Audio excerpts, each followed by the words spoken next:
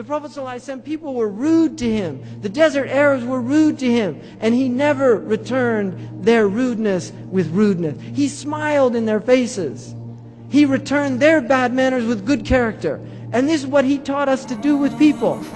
And we have to, it's mujahada, we have to struggle. The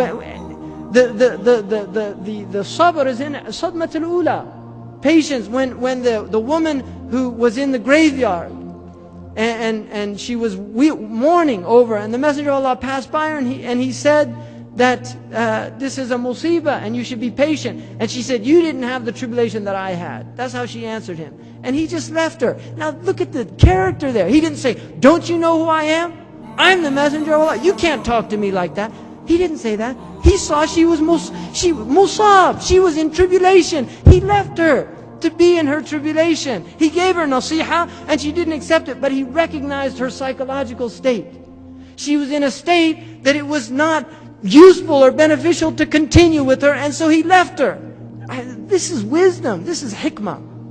And then he went to his house and somebody came by and he said, don't you know who that was? That was the Messenger of Allah. Suddenly remorse entered her heart. Astaghfirullah. And she went to his house and knocked on the door. Ya Rasulullah, I didn't know it was you. And the Messenger of Allah said, patience is in the first calamity, when the first thing hits. That's when, in other words, when the calamity hits, patience that Allah wants is at that point. That's the point. Allah does not want you to lose control.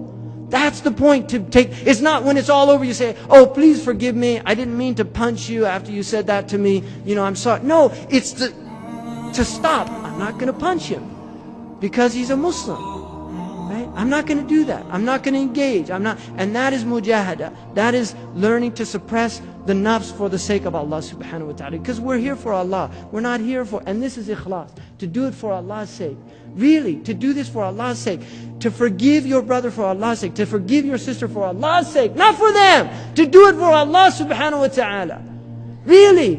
There's people in here that haven't talked to their brother or their sister, or some of them to their mothers and their fathers. Don't be that person. Don't cut off your bloodship bonds. Don't be that person.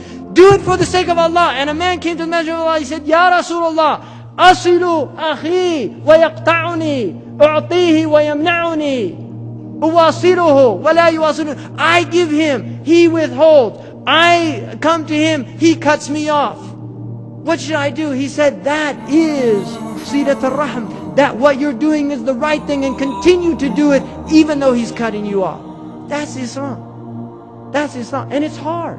Don't think this is an easy religion.